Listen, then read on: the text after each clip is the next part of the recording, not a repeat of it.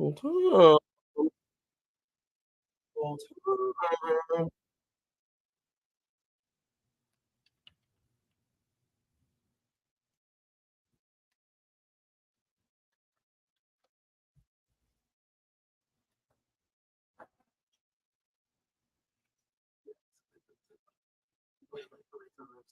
Forget nigga, 69 God. Yes, nigga, he's 69 God. Yes, nigga, he's 69 God. Hey, hey, hey. Run for your life. I just want to know who taught her that song. She got it herself. She's got. They are listening to that in water aerobics class. No, they're not. Yes, they are. No, Everybody is listening and not like us. they're not listening to Yes, unless they it's are. in LA. No, I'll give her a pass. everywhere. They're Nah, listening and not like us in the Netherlands, man. Sure, They're sure. listening to not Younger like people us are, on the school buses because they got not like us kids by. but they're not listening to not like us at bingo. I'm just not going for it. Yes, they are. No, No, unless it's in Compton. it's good for spin class, aerobics. What else do old people do? It's great for bingo. Frick yeah, nigga, he's 69 God. Frick yeah, nigga, he's 69 God. Okay. Since we are talking about Drake, just a random question, because there's no way in hell he believes this. Can you work, or can you redeem yourself? Can you come back from being a pedophile? From being a pedo? No, I don't think that's. There's no way. There's no coming back from that. Now There's no working on that. The true test is whether or not it'll stick. That's what really is the conversation, not so much of whether or not you can come back from being a pedophile. The answer to that is no. Well, actually, okay, context. We're not talking about Drake. We're talking about or this conversation didn't start from Drake. It started from Nicki Minaj's brother. Fuck no. Hey, well, first of all, that man has a verified case. Like that already happened. Yeah, There is right. there's no if and or buts about that. Yeah, no, I agree. If you fucking with what's his name, Kevin something. I can't remember. Kevin, what have you? Then I pray for you. Maybe it's the psychology in him, the psychology major side of him. What was that? Alex. Oh, what he's trying to redeem Nicki Minaj's brother? I just said he said something about like if you decided to love, like if Nicki decided to love him through him working on himself, and I was like, what does that mean? Can you working on yourself? Can you work on being a pedophile? Yeah. And then he said, absolutely. I'm like, what? I don't think that's true. No, I don't think that's the thing. I'm not riding with that. Nah, there is no psychology for that. That's I don't know. Some things aren't curable. Men's is on some shit. Some things aren't curable. Anyway, shout out to Felix. Shout out to Kamoyo King. Shout out to Cameron Taylor. Let's see. Salute to BOTB. Appreciate you, brother. What up, y'all? What up? Okay. Do we start with that behind the cape, or do we start with W's and L's? Yeah, I don't care. You didn't play a song. Start us off. Just throwing that out there. I mean, we did start it off with the ring. Oh, we didn't cue up Kids Bop. That's what it was. Okay. Oh well. Take out the trash and hide the homework if mom's watching. Sometimes you gotta pop out and show children. Hey Drake, I hear you like gum. Give you a noogie if you ask for some. All right, we're in the W's and L's mood. Let's just start off there. Bet. W's and L's, the weekly recap show. We give it up to the things that we like and the L to the things that we don't. It's on you. There. All right. First dub I want to give out, first and foremost, explain the shizzer. Yesterday we had a little shindig for my baby girl turned 1 yesterday. Absolutely. Shout out to Hazel. Yep. For her first birthday. Sure. My new nickname for her. I had a great time. Yeah, good time outside for sure. For sure. So we get on the horse. First up I got is going out to the Michigan Portal Editions. So just when in the midst of having, I don't know, most annoying off-season conversation I'd had so far about excuse me, Michigan's the worst off-season of any national championship team. Now, I fully intended on researching the off seasons for other national championship teams. And then I was actually going to narrow that search down even further because I was so sure of myself, down to teams that lost their coach after winning the national championship. The season after. Mhm. There's no need to do it. Because the most relevant thing to this next up and coming season, when you're talking about defending a national championship, is being competitive on the field. I don't think high school recruiting makes you more competitive on a season over season basis than portal additions and retaining roster. Michigan already checked the box of retaining roster, obviously. On the portal side, things have been a bit slow. Things were trickling in very slowly. Mm-hmm. All of a sudden, portal additions ignite. Wesley Walker, Jaden Mangum from Michigan State stole another one from the rivals. Got Amir Hall, All-American out of the FCS. Sure up the corner spot that was opened up by Waller when he went and took the bag and went to Kentucky. Also, got the transfer from UNLV, whose name escapes me. He was committed to go to Washington State. Lamar Morgan said, let me have that. Lamar Morgan's on fire. Sure is up the secondary. Now we're hearing whispers of Javier Suggs may be questioning his decision to go to LSU. There are other guys from, I think it's another FCS guy, 6'3", 300 at the defensive line, looking at our last portal, kind of sure up spot there. And that's fourth defensive line. Right? Kind of hard to convince a guy who wants to start to come play behind Kenneth Grant, Mason Graham, and Rayshawn Benny. But Michigan's on their way of doing it. So now Michigan's steaming into the real offseason, which is fall camp, with every single position on the field shored up outside of quarterback. Every single position on the field, stay you quarterback. And I will grant you that quarterback is still a question just because we haven't seen him start a game. Every other position on the field is shored up at this point outside of quarterback. Now, ask me, since it's the worst offseason of any national championship team, how many other teams I feel like are even close to that position coming into next year? I wouldn't go so far as to say the worst for a national championship. Oh, you wouldn't? I didn't say that. You yesterday. wouldn't go so far? I didn't say that yesterday. You didn't say that they had the worst offseason. I said they're having. I said they're having one of the worst off seasons. You said the worst. You did not say one of. You did not qualify it at all. And then when I brought up the national championship thing, that was specifically after saying the recruiting thing. Fam, you said we were having the worst offseason of any national champion. I don't have the data for that to specifically. Oh, I knew you didn't have it. That's why I said it. I don't. But it's one of them. It's a pretty tough offseason. How? Fam? For all the reasons I mentioned yesterday. Dog.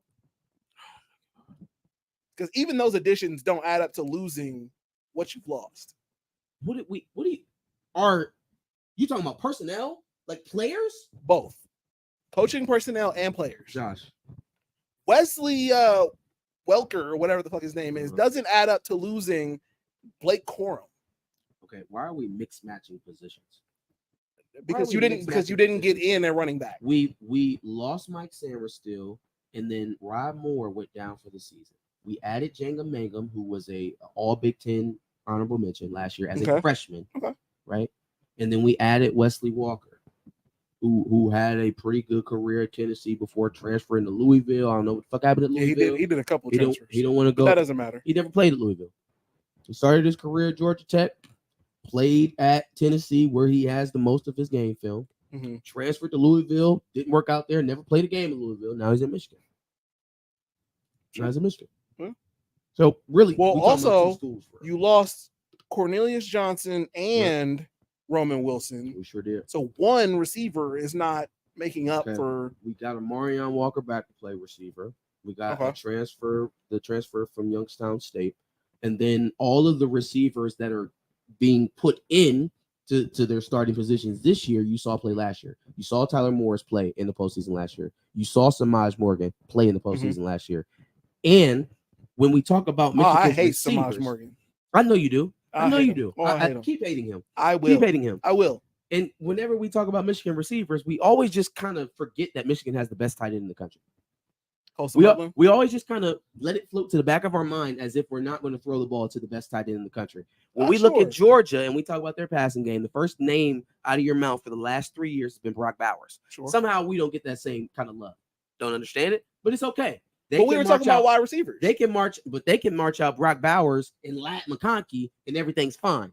We got Samaj Morgan, we got Tyler Morris, we got Amarion Walker, we got all of these young guys, right, ready for an opportunity, and that got to play last year in big moments. But no, they ain't got nothing. They ain't got nothing. They ain't got nothing over there. I'll be honest about this. Most of those names don't strike fear in me, but only because I haven't seen them. I mean, do what they need to do. Coastal Loveland should absolutely strike fear. Except, I wasn't including him. I was including Samaj Morgan, the wide receivers. And that's my only point was that all of the position groups are sold up, and most teams can't say that. Actually, the majority of teams cannot say that, even at this later date.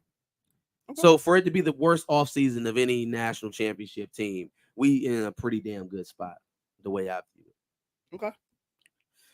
I mean, that's also one of those things that we can't ultimately judge until. Oh, we'll see. We will definitely. Yeah. We will definitely see. For sure. All right. Next dub I got is going out to Representative Jasmine Crockett. Before you get into that, Perp talking about football nerd talk. Oh, yeah, for sure. Shout out Perp. Shout out Chill. Shout out William Moloch, Inner Chakra. Oh, we deep. Y'all don't usually fill in this quick. I appreciate y'all. Yeah. What's up, y'all? You throw T'Challa in the title, it's bound to get some yeah, you know, we'll get there. We'll get there. We'll get there. Bear with us. All right. Next dub I got is going out to Jasmine Crockett, Representative Crockett, excuse me. I don't know where she's from. Doesn't matter for this context. Anyways, I'm sure everybody has already picked up on the viral spat that happened between her and the House of Representatives there with Marjorie Taylor Greene. Miss Green or Representative Green made a comment about Representative Crockett's She's from Texas. Eyelashes. Okay. From Texas. That fits. I see it. Probably Houston. Yeah, there we go. Yep, got it. Bingo. She made a comment about her eyelashes. They attempted to censure Representative Taylor Greene over those comments where the ultimate vote decided on the chairman. He decided not to censure her. So in response to that, Miss Crockett responded back. She says, well, I just wanted to know if I were to say somebody has a bleach blonde, bad built butch body, would that be engaging in personalities? You know, would that be wrong as well? You did it better in practice before. One more time. Give it one more time. My God. Bleach blonde, bad built, damn it. God damn it. Bleach blonde, bad built, butch body. There you go. Bleach blonde, bad built, butch body. You got it now. All right. If I were to say that someone has a bleach blonde, bad built, butch body, would that be engaging in personalities? I might record that, make it my ringtone. She was speaking the truth. It was amazing. It was. It was a good moment for us. It was almost up there with the chair in Alabama. Almost up there. Oh, no. I mean, it wasn't that big. I said almost. I said almost. I don't know. I said almost. That was a good moment. The chair in Alabama on the dock? That was a good moment. Oh, come on. It was a good moment. Man, that was for the ancestors. This one was just a little bit of petty thrabs going back and forth. But it was so public. Everybody knows it. We not to be fucked with. When we call you out your name. Good moment. At least a good moment. Okay. I mean, I'm sure I'm still not liking it to Montgomery, Alabama. Right? If Montgomery is number one, this is right outside of the top 10. Okay. I can take that. I can take that. Here we go. On to my L list. Let's start out with Amazon, Jeff Bezos. So we all know that AI has been playing a major role in our lives here the last couple of years, part of a big AI boom, GPT and all different type of algorithms popping up for people to use for different type of uses. We all know that Amazon is one of the corporate overlords of the earth. And of course. That they would adopt AI like no other. Mm-hmm. Right? One of the one of the main models for why there's so many of those self-checkout fucks are all over these stores now. If you go to the there is a CVS off of what street is that? Mason Moore's. No, Mason, no. It's in Mason Moore's? Gahanna. It's in Gahanna. Which street is that? Agler. All the way down Agler. It's a CVS on that street.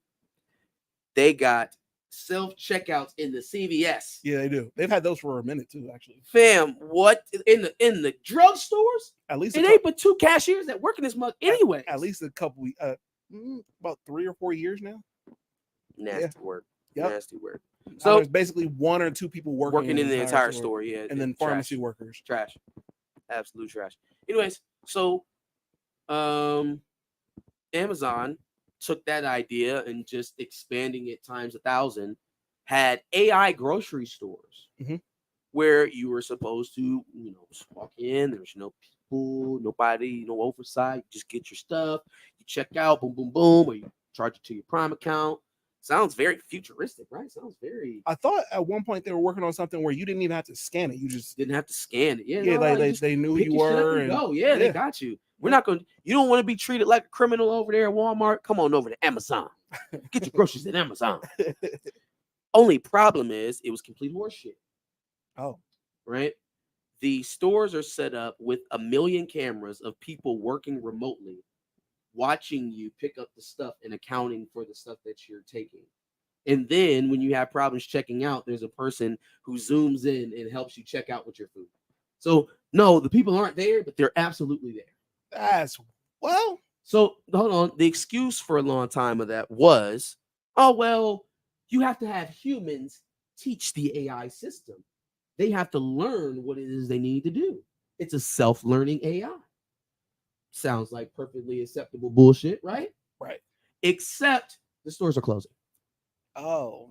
Stores are closing. That's never got to a point of self-sufficiency ever. That's a problem. Stores closed. Some might have said it was a sham to begin with. For sure.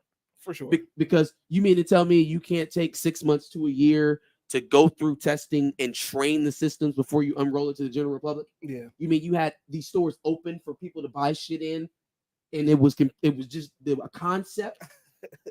It didn't actually work. It was just people doing it behind the scenes. Oh man.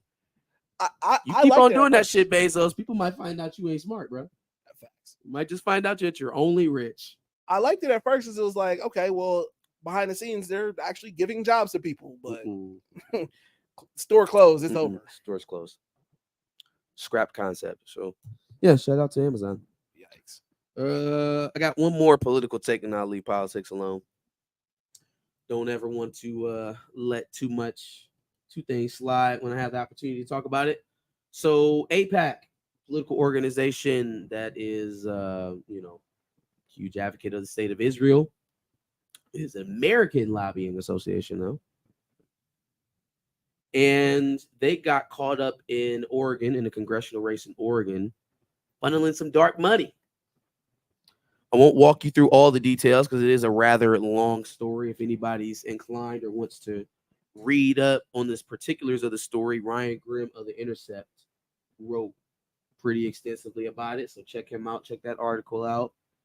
But the gist of it is there was a candidate out there named Maxine Dexter, who is a pro-Israel candidate, right? Which usually what we've seen, at least from the left-leaning ones here recently, comes with the pro-Israel propaganda handbook, right? The Israel has the right to defend themselves, and we are fighting terrorists and animals and all that other stuff. Now I'm not sure how far her rhetoric is going that way, but she's definitely pro-Israel. Mm-hmm. Didn't represent herself that way during the race. Didn't disclose that she got money from AIPAC. Got it through a shell corporation that is accused of being ran by AIPAC. AIPAC has neither confirmed or denied in their statement about this whether or not they're actually funneling the money through them. What they said is, AIPAC funds a lot of candidates, including MAGA Republicans. Mm-hmm. It sounds like they playing both sides of the fence to me. But even if you're going to do that, I believe that type of shit should be above board and you should have to put your name on it. Yeah. And if you don't think that's what they think as well, then why are they making shell corporations to funny money to to candidates? Makes sense. I mean, it's blatant enough. They do it to guys like John Fetterman, and nobody bats an eye. So why would, if they felt like this was okay, why would they need the shell corporation? Yeah, bro, stand on business. All right, hold on. No, go ahead.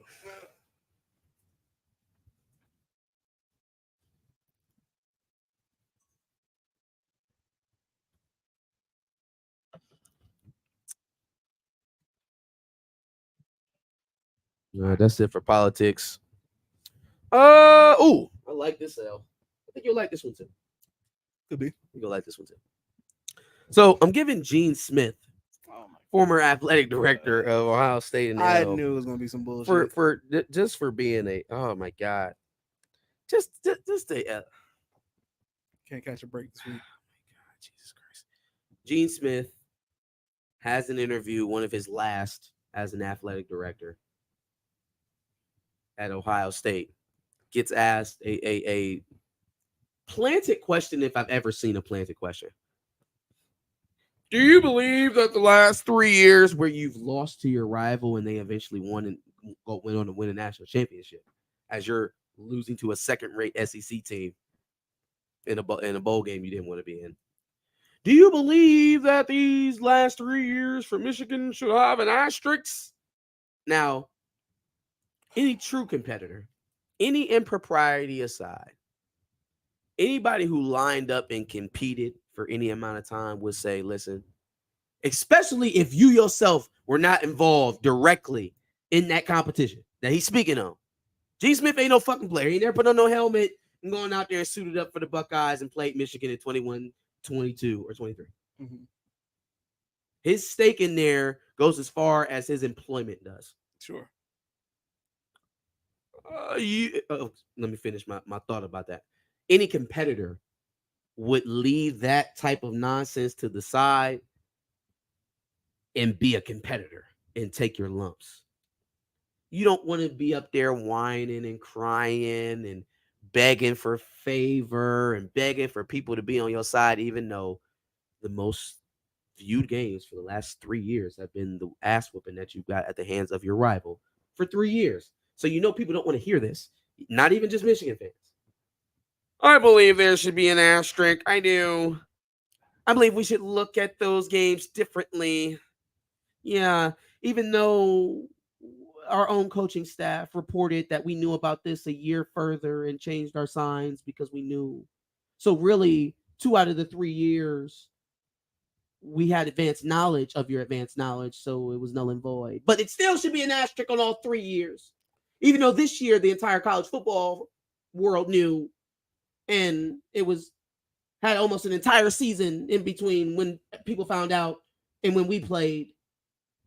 But it's still an asterisk because we're Ohio State, and there's no way that Michigan could have usurped us like this while I was here. I just don't care about that anymore. I'm ready to get to some football. I'm ready to win a national championship. No, not Gene Smith. Gene Smith's not ready to get to that. Gene Smith, he should also be like, I don't Gene Smith is trying to doctor his legacy on the way out because he's going out a loser. He's going out a loser. The last time they won a national championship was in 2015 during another coaching regime. He's going out a loser. He's going out while Ohio State is either at a plateau or on their way down. Not when they're at the top of the mountain, dick swinging. So he has to pamper his legacy on the way out. But that's Gene Smith's legacy, and ultimately, like, come on, man, I don't care. I don't care. Hey, man, I just hope that, well, you know what? Actually, let me take what I was about to say back. I hope and pray that loser energy trickle down. I hope and pray that everybody within the Woody thinks exactly like Gene Smith. Well, of course, I hope y'all sit around walking and talking to each other like, damn, bro, we would have had 2 national championships if they ain't cheat us. We would have had the Big Ten championship if they ain't cheat us. But on the other side, they're probably thinking like me. I don't give a fuck about that. Let's get to November right now. I hope that brain melt November right now, all the way down to the players. ready to fuck these I hope niggas some up of y'all north believe up. that. I hope y'all believe it. Ready to fuck them up in November. All right, last few. DJ Academics got a charge, y'all, or a case, not a charge, a case. Yeah. Yep. DJ Academics got a case. The young lady who went viral a few months ago, when she reacted to a story that Ack was telling about a time where he got woke up at his house in the middle of the night and his homeboys was leaving and he went and checked the security footage and they was running the train on a girl he was trying to talk to, which always sounded nuts in the first place. Yeah. It always sounded nuts in the first place. Yep.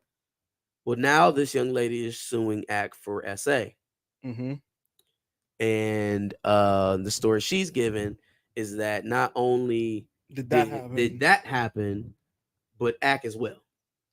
Like a separate incident. It's separate on top incidents, of that. yeah. So, I mean, look, I don't know how big Ack House is. I don't know what the situation is.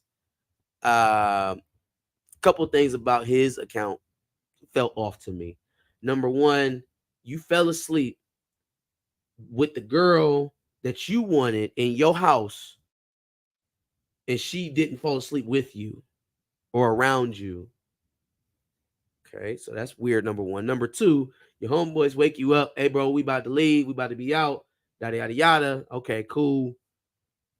I'll see y'all later. You immediately check the security cameras? Like, fam, why? Because he don't trust them. Why you just had these niggas in your house there? Yeah, what the? Supposedly, I would assume.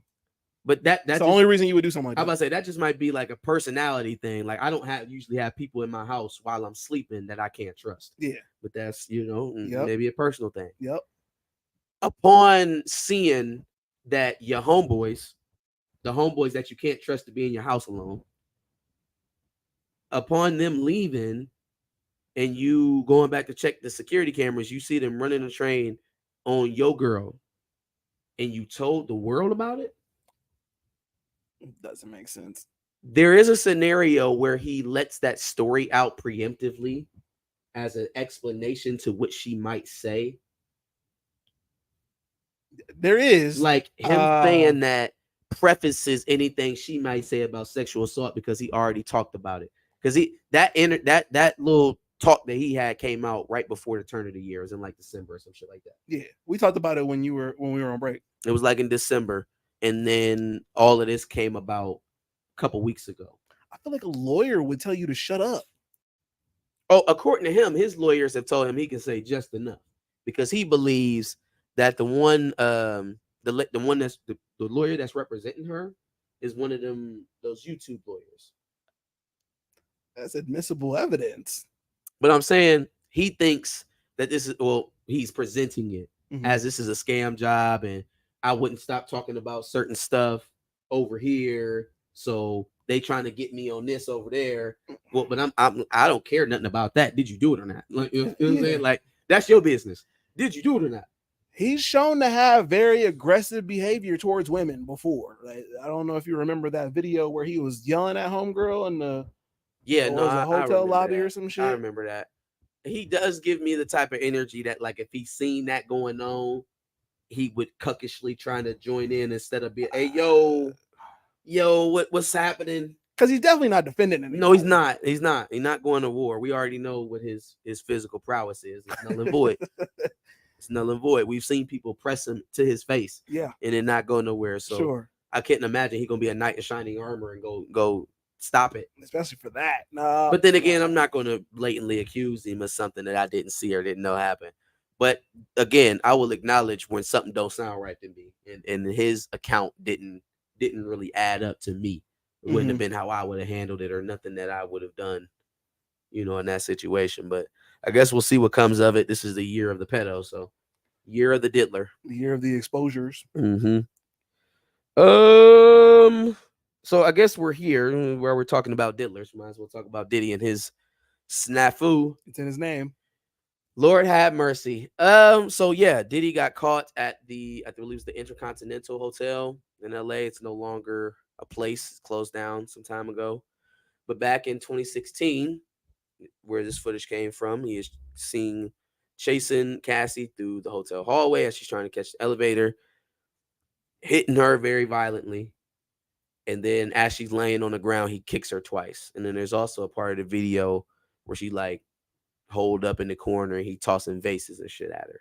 Didn't he drag her body at one point? Dragging her back towards the room and shit. Hey, man, if you was one of them niggas in our comments, oh, she just want the money, that's why she settled. You look dumb as shit. I hope.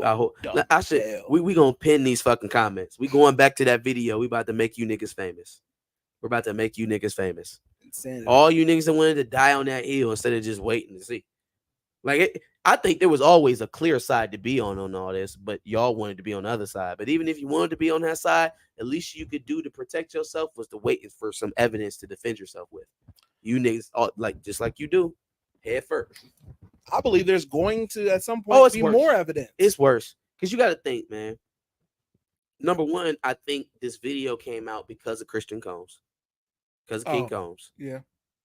And then number two, we have to remember that they raided his residences. Mm-hmm. You can't just go raid his evidence, commandeer his property without getting a warrant.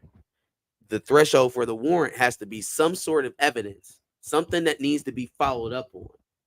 There is some sort of evidence that the feds have on Diddy that allowed them to do that in the first place.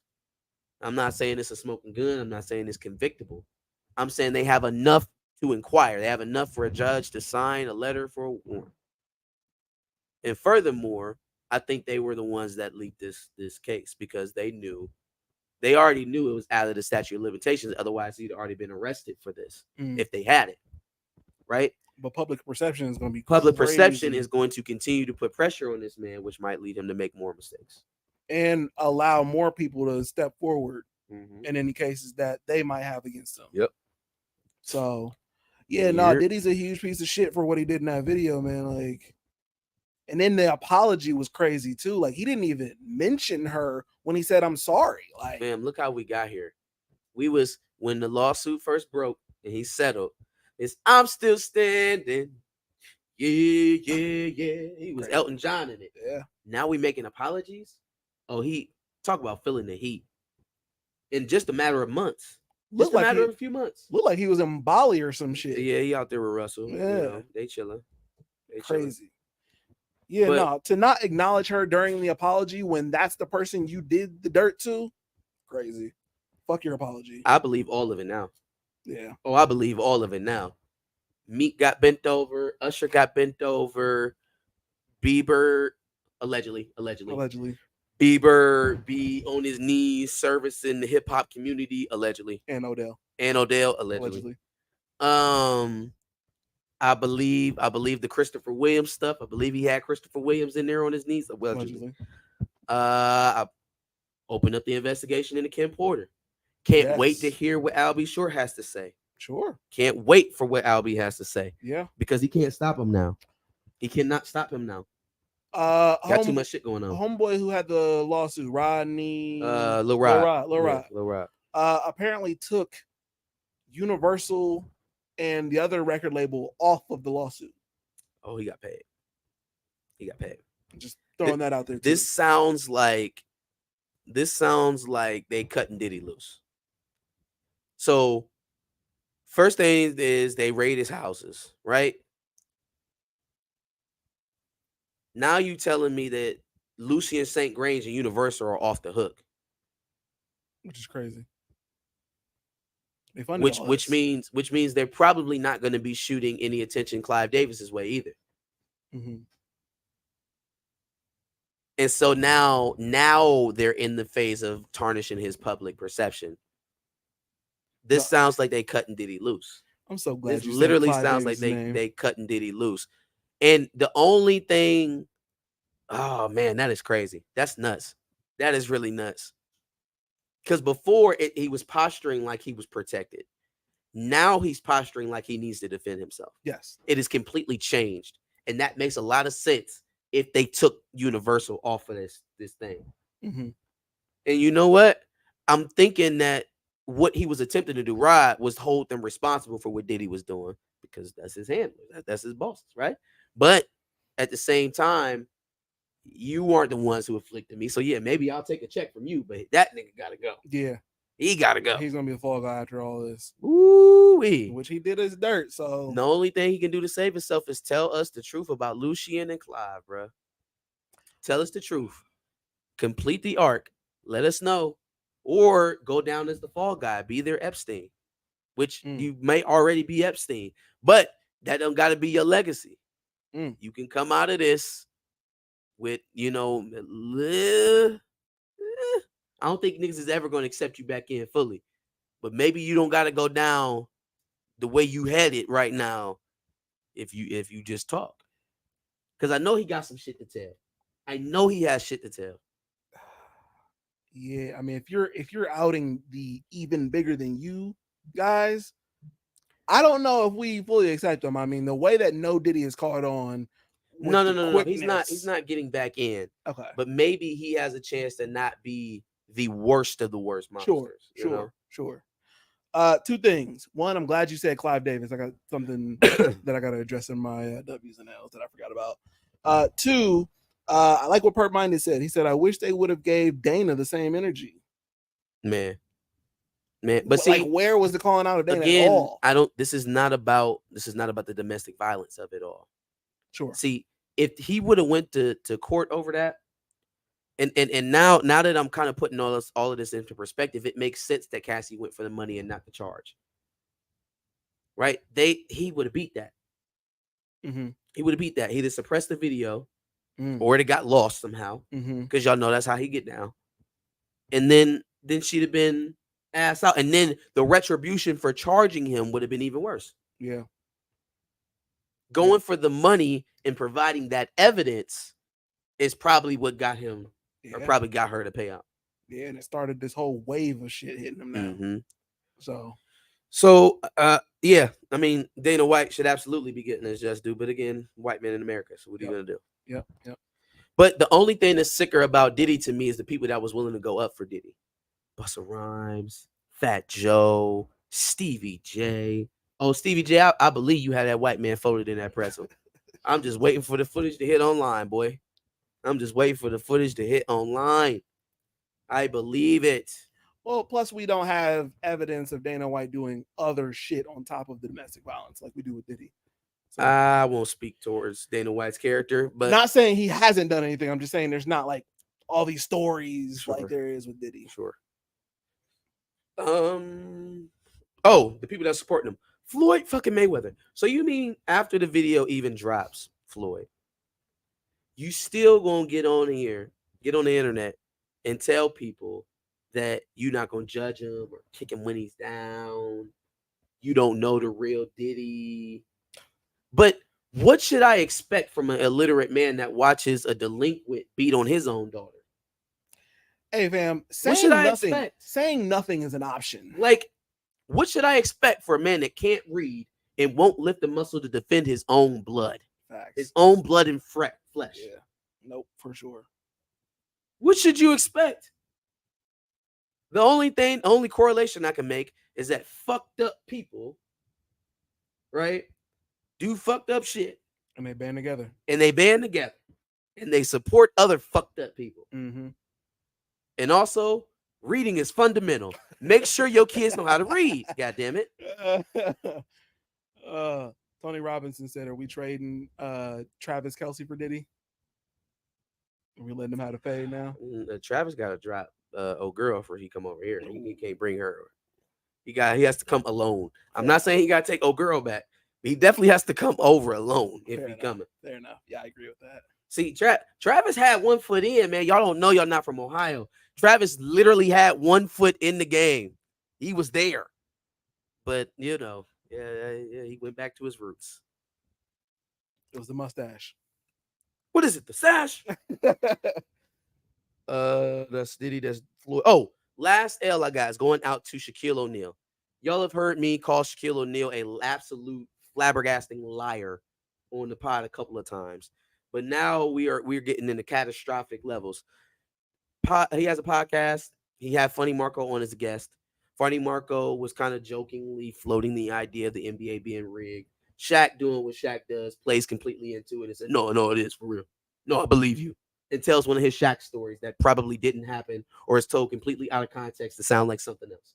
So he tells Funny Marco, yeah, during the what was it, the that was 2001 finals where they played Indiana. I think 01 was the Sixers, I thought. So then the 2000 finals. Yeah, I think 2000 finals was Reggie Miller in Indiana. I might have those two flips. Because 03 was, or excuse me, 02 was the Nets. Yes. And then 03-04 was the one we lost to the Pistons. Yep. Okay, so yeah, it would have been 2000. He's like, at the beginning of the playoffs, I heard Phil told Gary Vitti, booking some hotels in Indiana. And I'm like, Indiana? What are you talking about? And then, lo and behold, we play Indiana in the finals. And he predicted it. He knew the whole time. And then Funny Marco was like, well, maybe, or not the dude that's on the podcast. He was like, well, maybe he just was confident. He was like, I've never, in my years in the NBA, nobody ever booked tickets in the first round to the finals games. Nobody ever did that. Now, as ridiculous as that sounds already, let me give y'all information as to who Gary Vitti was. The impression was crazy. Gary Vitti was the head athletic trainer for the Los Angeles Lakers for like 20 years.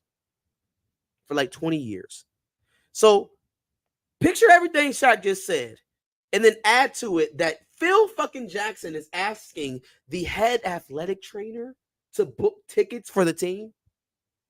Does that sound like a responsibility for the athletic trainer? No. For a fucking doctor? No. For a medical physician? At all. Not at all. Shaq, fam. Stop this. Stop the lies. Like, it's usually just anecdotal family stories. Mm-hmm. But not, come on, man. Go back to making Shannon Sharp diss tracks. Oh, my God. I forgot all about that. Oh, my God. Yeah, it's beef over here, cuz. Jesus Christ. Woo, that's it. That's the list. All right. I'll read some comments while you're doing that. What's up, folks? What up? Come on, your kid. Tony Robinson, Pert Minded, William Moloch.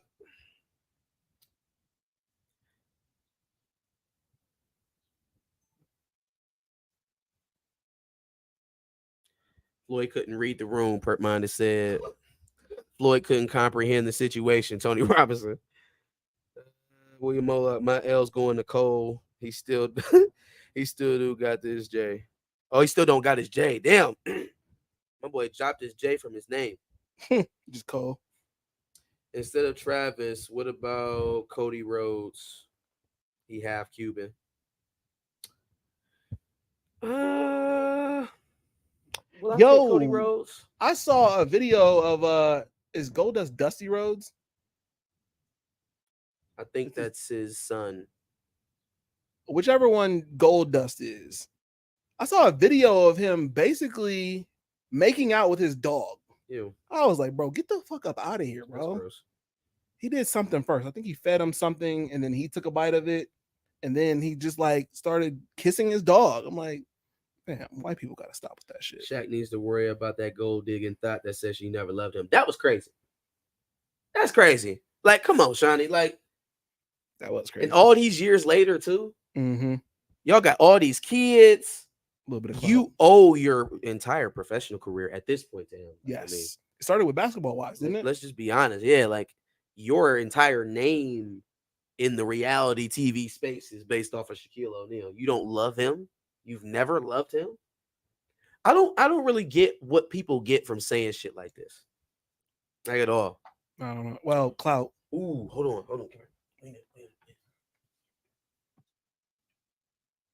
Oh, okay. Funny enough. Cool. Funny enough. Bet.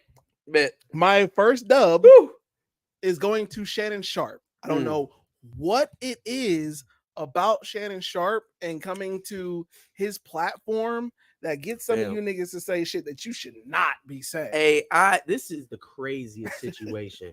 This is wilder than the Drake and Kendrick beef. Woo. This shit is wild.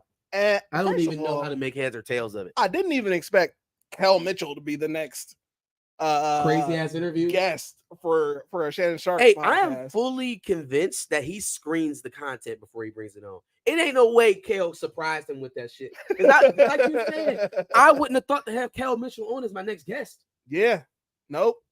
So Kel gets on there, and forewarning, I didn't see the entire thing, but he's talking about his ex-wife, I believe. Yes, now ex-wife. Yeah. And kind of talks about how she got into an affair and she ended up pregnant multiple times. Which crazy enough that she got into an affair and got pregnant the first time. He talks about how he went to the hotel and like a very specific story, like very detailed. Like, walked in calm. He was coming down, going to the car. I seen him, and I was like, "Well, shit, let's just go up together." And then I seen let's her. go up together, fam. I'm like, if he created this entire thing in his mind, no, lady, narcissist. That's not the word. Schizophrenic would be the word. Like, he's creating entire situation. That goes beyond just being a narcissist and lying. That man believes what the fuck he's saying. Mm-hmm. So okay, he ends up forgiving her for that situation and taking her back. They never got divorced or anything like that. Until then, also they go to a hospital visit. I guess she was feeling sick or something along those lines. Mm-hmm. And it turns out she is pregnant again by somebody who was definitely not Kel. I was like, bro, how? And he even mentioned, because this is going to make sense for when we're talking about her explanation, right? He even mentions. Oh, you didn't see her videos? Dog, she made like 17 of them. I seen, or I heard that she said something about Nick Cannon. Nigga, she said a lot. She said a lot. But anyways, he mentions her illness that she has, and that's a key point to remember because it's very particular to her when she gives her information. But he mentions her illness, and that's what they were at the doctor for. Okay. Yeah. And at that time, they walked in and said, blah, blah, blah, you lost the baby. Yeah. They said, you lost the baby. And Kel was like, what baby? What? Because according to him, they wasn't doing nothing. Doing the do. And sure enough, yeah, she got it. So here's her explanation. Her explanation is she doesn't know what wife Kel is talking about. Okay. She has no clue what wife he's talking about. She doesn't know about these abortions. She doesn't know about these pregnancies. What did she say? Kel's a narcissist. He used to beat her when she gets out of the hospital from her sickness because she would be very weak. And she went on and had this big explanation about how narcissists love to get you when you're at your weakest. And that's when I started kind of like floating away from her explanations because it felt more so like she was just trying to disparage the man than explain what was happening. There were no particulars over what he said directly. It was just like, no, he lying, he crazy, he's a narcissist, She said that she caught him with a man. Then she said she caught him with Nick. That's all she said, Nick, in her cheerleading outfit. Yep. Then she said he cheated on her with another woman. Then she said that he beat on her, that he didn't want the kids, that he left the kids, is what he said. That he left the kids, didn't take care of them, forgot them for years, or what have you. All kind of crazy shit. Mm-hmm. Right? So then the daughter chimes in, the eldest daughter. Okay. Right? And so now I might see none of this shit. I'm starting to get a middle between both of their crazy. Okay. Yep. She says that her father wasn't necessarily the main father in her life. There was obviously a stepfather in there, wanted to take his name because that's who raised her mostly, right? There was some controversy over the paternity. Okay. And I guess that caused some ill will towards her. That lines up to me with what Kel is saying over, I didn't think these kids were mine. Absolutely. Yeah. It seems like the daughter took that as he's trying to deny me and say that I'm not his kids. Both of those things can be true. Yeah, absolutely. Both of those things can absolutely be true. Yep. Right. And if they never got to a conclusion on any of that, Kel may still think that y'all aren't his kids. Yep. And if some resentment and if your mother actually was having these affairs, because that is the one thing I did not hear her deny. She denied the pregnancies. She denied the abortions. She did not deny sleeping around on Kel. unless I missed that in the video. But of all the things that I heard her say, I did not hear her vehemently deny sleeping around on Kel. And if your mom is not telling you that she was sleeping around on your father, and that is the reason why he doesn't think that you and your siblings are his, not to mention you got a whole nother man that you married to raising the kids. Mm-hmm. Yeah. And I can't make sense of why a man would get on, even for the clout boost that Kel's about to get off of this interview. Yeah. Right? It's not enough for me to tell America that my wife got pregnant three times by 3 different men. Crazy. While we were married. I would never say crazy. that. I would never say that. I can't hate her enough to embarrass myself like that. Mm-hmm. Yep. That is just not something I would make up and fabricate. And that also doesn't I would not say. I wouldn't say nobody would. I would never. That doesn't read to a narcissist. Yeah, she lost me, man. I'm not gonna lie. She really lost me. I didn't give any credit to what she was saying until I heard the daughter. And it seems like there is a middle ground between what old girl's saying and what Kel is saying. Mm-hmm. Do I believe the Nick Cannon stuff? And you know what? These Hollywood niggas are weird. Sure. These Hollywood niggas are weird. If that's what they into, that's what they into. You're not about to keep trying to destroy black men in my eyes because they may be gay.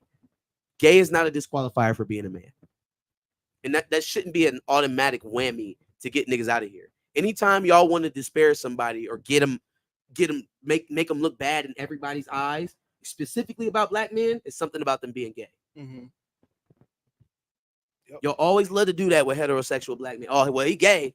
I caught him with a man. That's the quickest like, thing. Man. First thing I think about. He gay.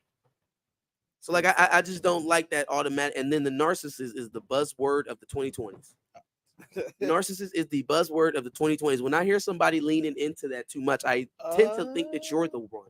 Like, you are the one. Narcissist and being on the spectrum. No. I think narcissist is way more of a colloquial term nowadays than spectrum. On the spectrum. Like when we say buzzword, what exactly? I don't even think half the people that you say on the spectrum, you probably won't even know what you're talking about. Think so? Yes.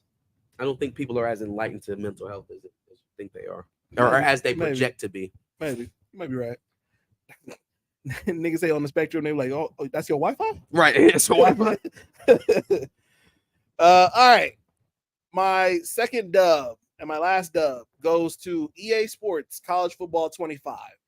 And not just for releasing the trailer, but for releasing the trailer. Funny enough, more football nerd talk. Releasing the trailer with a clip of Don running past some Buckeyes, which they won the national championship. He is the cover guy, one of the cover guys. Giving it the Lathan ransom. So if that's what you're going to put in there, got it. Not even going to hold you. But then the next clip being of Kyle McCord in his Syracuse jersey beautiful. is insane. But what if y'all actually meet Syracuse in the playoff, though? That would be poetic. You think Syracuse is making playoffs? Out of the ACC, they get an automatic bid. You think Syracuse is winning the ACC? They get an automatic. Literally, Clemson and Florida State. If they can beat one of those teams, they'll end up in the ACC championship game. It is literally only Clemson, or I don't believe in Miami, NC State, and I don't believe in North Carolina. North Carolina don't got Drake May no more, so it's Virginia could make some noise, maybe. Okay. But Syracuse is, okay. They got a weak they're up there. Fine. It ain't no. There's no big dogs out there. Ain't no big dogs out there. No, for sure. If you can beat Florida State or Clemson, you'll be in the ACC championship game. Okay, we'll see. Louisville's pretty good. True. Louisville's pretty good. Okay, so yeah, the two clips right next to each other, and then there's virtually no Buckeye highlight clips. Despite all of that hate being in the trailer, I still want the fucking game. Of course you do. So that's a dub. That's a dub. I'm willing to overlook all the Buckeye bullshit. I just don't think the game. Y'all appreciate where you're at in college football right now, and that's why I said programs, bro. I'm not being honest with appreciate yourselves. Where we are. Like, where are we? Meaning you haven't had anything to hang your hat on as a program for the last 4 or 5 years. There's really nothing. Uh, There's nothing there. playoff appearance isn't. Yeah, okay, but who's getting allotted in the promotion for a football game for playoff appearances alone? Like winning big time games, winning championship games, That's winning fair. conference Okay, championship games. so let me. If you haven't had that in a short period of time, which is what they are determining the most amount of people are going to be paying attention to for this Mhm. game, Mhm. then you have to think that maybe we're not going to be at the front of the line for the good takes Oh, no, if we I'll haven't give you been that. doing the best. I'll give you that. No, I'll give you that. Not to mention, what are the most viewed football games of the last 3 years, Josh? Regular season, not postseason. The Ohio State Michigan game. So why wouldn't they have one of the most iconic moments from that game in the in the league? I fully expect them to have the Donovan Edwards clip. Y'all can have that. It just is what it is. Like I got to take that L. But if we're talking about the most successful teams within the last 4 to 5 years, I think I seen a Florida Gators highlight in there somewhere. No, it was just chomping. They was doing the chomp. Well, then give me something for the. Well, actually, you know what? I think they did show. Oh, they should have had Ryan Day in this. I hate you. I hate you so much. They should have did. Actually, I think they did have Brutus just going like that. There you go. So okay, all right. I still want the game. Give me the game. Give me the fucking game. Give it to me now. All right. No. I can do this L real quick. I'm giving an L to Cardi B because according to the shit that you just told me, that's insane that she would talk to her fans in that way. Yeah. So accordingly, apparently, Cardi B was on Spaces ranting, talking about how we ain't gonna get no album this year. Nah, y'all gonna keep eating off these features and these verses and That's and these crazy. singles and y'all gonna get an album when y'all get it, but it's not coming this year. JBP put this in a perfect perspective for me with Cardi B. Mm-hmm. Cardi B has been in the game since her first album, so it's been 6 years going on 7 years now, Mm-hmm. right? Cardi B hasn't had a sophomore album. Cardi B has never toured. That was crazy to me when I heard that. Cardi B's never toured. I didn't think an artist of her size could survive without touring. Yeah. So I'm very interested. I mean, I know she has a lot of those brand deals. She always selling something. So maybe that's where she's making it up at. Or maybe she's just not money hungry like the rest of these niggas. Like maybe she's just content with the money that she has and she doesn't need to be a uber goober billionaire. But then it's also like, it's not he's saying she's never had a tour like of her own. Like you just never been out on the road at all. Never been on the road. That's crazy. She's never been on the road and she hasn't had a sophomore album. So basically she's a 7-year new artist. Yeah. Which is I've never seen that before. I haven't either. Never seen anything like that.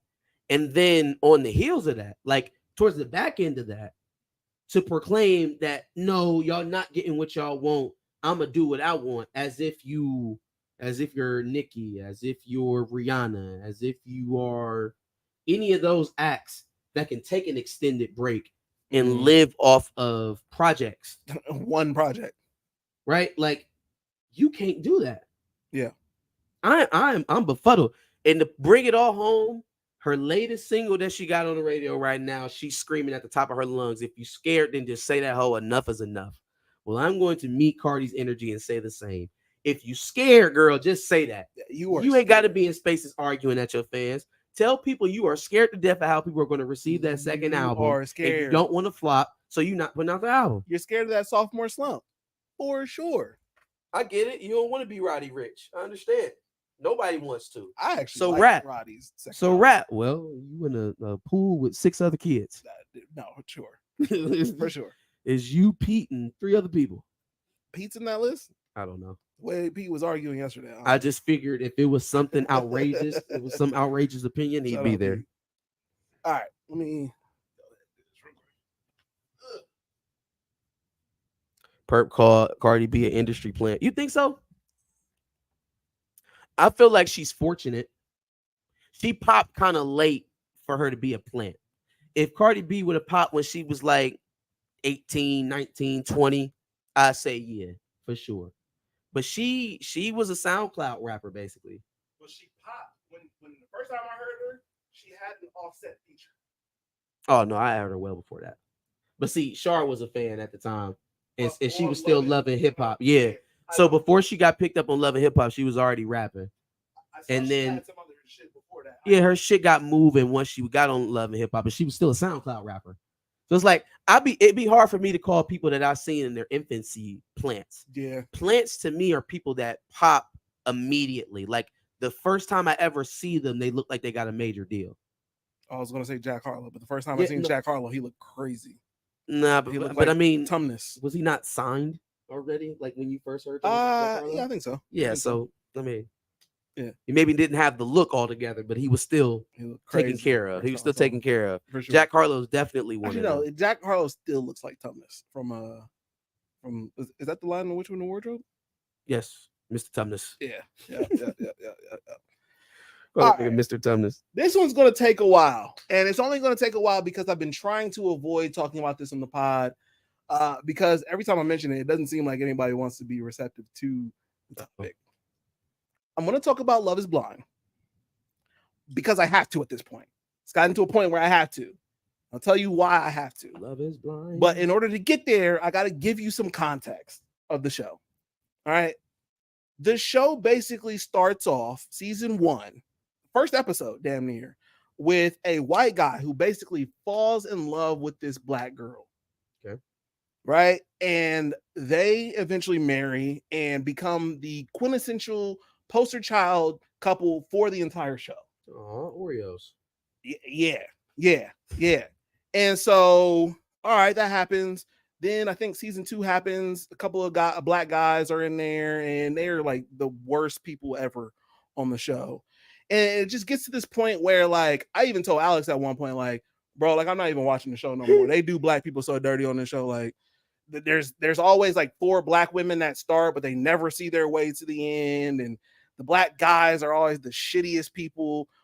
They had one season where it was a Nigerian guy with a black woman. Mm-hmm. And you think the whole time, like, the Nigerian guy, he's cool, he's quiet, keeps to himself. Is this the one where he told the girl at the wedding that he didn't want to marry her? No, I'm going to get to that. Don't jump me. Okay. All right. So, the Nigerian guy, he's cool, he's reserved, he's there's nothing about him. We get to after the season, he's cheated on the black girl with at least 2 to 3 white women. Like going on trips with these white women and everything. Don't care who sees. Yeah. Okay. So then we get to season 4. Mm-hmm. Like I had literally just told Alex, like, I don't know if I'm gonna fuck with the show. I'm gonna give season 4 a chance and then that's it. Well, season 4 happens. We get one black guy got with a Hispanic girl. She ends up calling him gay. She ends up fucking Jesus. They end up splitting. She finds another light-skinned black guy who's a piece of shit. Crazy shit. Damn. But the saving grace of season 4, older black guy meets and I say older, late 30s, meets an older black woman. They end up becoming essentially the new poster child for the show now.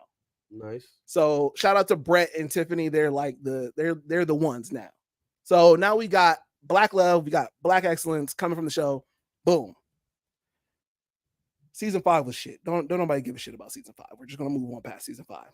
This past season, season 6, a black girl is on here. Black girl is cold. Her name is AD. Mm-hmm. Cold. She's dark skinned, got a fat ass. She is bad as fuck. She gets in there. She meets 2 guys. She meets a white guy. His name is Matt. She meets a black guy. His name is Clay. She starts to kind of like Matt, whatever. I'll talk about what happens with them in a second.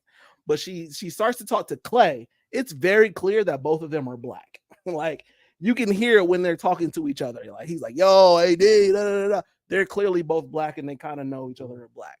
Cool. I'm thinking, okay, if she can just get past this Matt situation, we got another black couple. Mm-hmm. Cool. I can rock with this. Matt tells AD something like, I guess AD says like, my dad's no longer here. Mm-hmm. And so he's like, oh, I wish your dad was here because I'd love to ask him for your hand in marriage. Right? Crazy shit. Mm-hmm. he tells that to another girl. That same shit. He tells that same shit to another white girl. Fam, use that. Them type ones, you can use that one time. No. Like you can't get caught using Like on a fucking TV. Damn near verbatim. Fam, think of the audacity to know that you are on a television camera. You know what I mean? God damn. So I'm like, cool. It's about to be the black couple. We good. The problem is Clay, the black guy, is kind of a piece of shit too, a little bit, right? Because he's in the pods, basically asking her what she looks like. Defeats the whole purpose of Love is Blind, dog. What are you doing? Okay. So because of that, people think Clay is a piece of shit.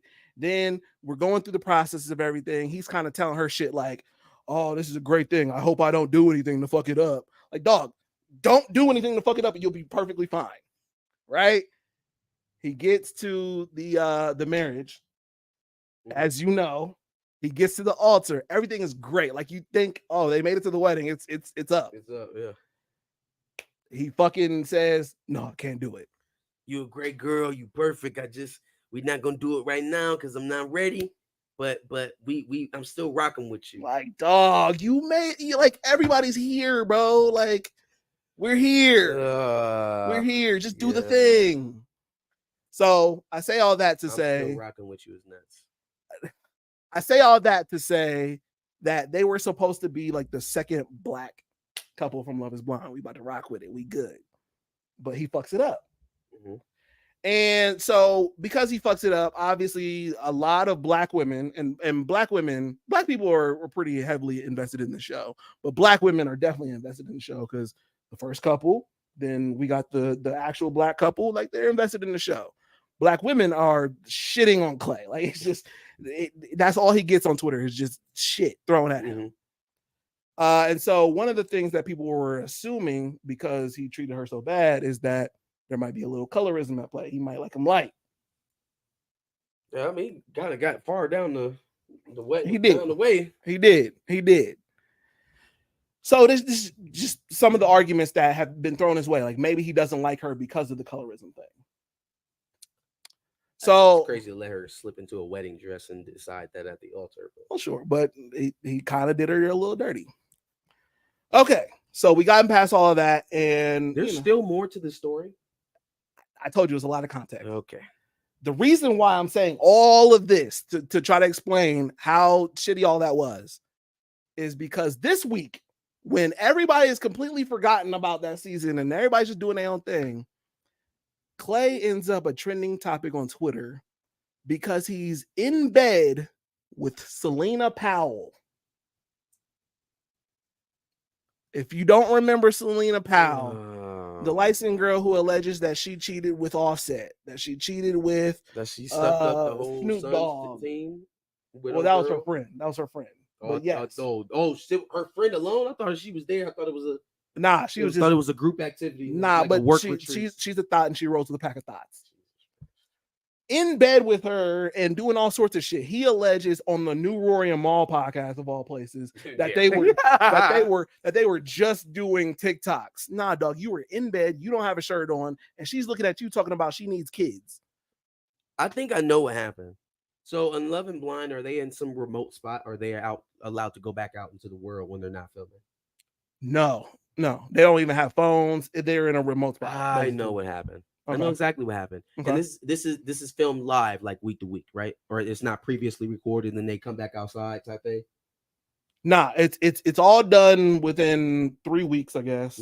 But it's done. It's not live. It's okay. Some months before. What happened was he met Shorty, fell in love. People viewed him on television. When he got out and everybody watched, the hoes was clocking. They started reaching out. He realized what the potential was and said, let me pump the brakes. And it's like, hey, Mary, this Mary for me.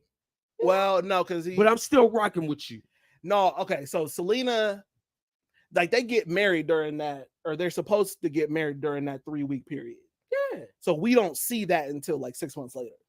Oh, okay. Yeah. Damn it. But I think he did say she reached out So like a year later, she reached out to him and Yeah. Okay. yeah. Real piece of shit. Like, don't get accused of colorism because you didn't marry the black girl, and then hop now on all of a the- sudden you're sliding with Selena Powell. That's all I'm saying. It's a long way to get there, but I had to explain why black women hate this nigga so much. I think you probably could have like chopped that off at the part where we had already talked about the dude walking off from old girl. No. And, You know why? And then been like, he ended up with Selena Powell. You know why? Because I've been holding in this Love Is Blind. I had to get it out. I had to get it out some way. But yeah, no, Okay, I've been wanting to talk about Clay for a minute, I'm and I gonna just free you from reality TV one day. I promise you. that's like the only show I will watch, free you. basically. But yeah, I had to get that off. All right, last thing, last toss up actually, and it's only because you reminded me of Clive Davis. Terrence Howard was on the Joe Rogan podcast. Oh boy. And he was talking about how fourth dimensions, no straight lines. Yeah, he's talking about a lot of crazy shit about that shit. But he was talking about how he had gotten the role of Rhodey. Oh yeah, I did see that too. Yeah. And then Robert Downey was trying for the role and he wasn't sure if he got it or some shit. And so he reached out to Terrence Howard because at the time, and he said Clive Davis was like the person that Marvel wanted to go with. And I'm sitting there watching this. I'm like, Clive Davis as 80 fucking years old. Iron Man? What does he got to do with any of this?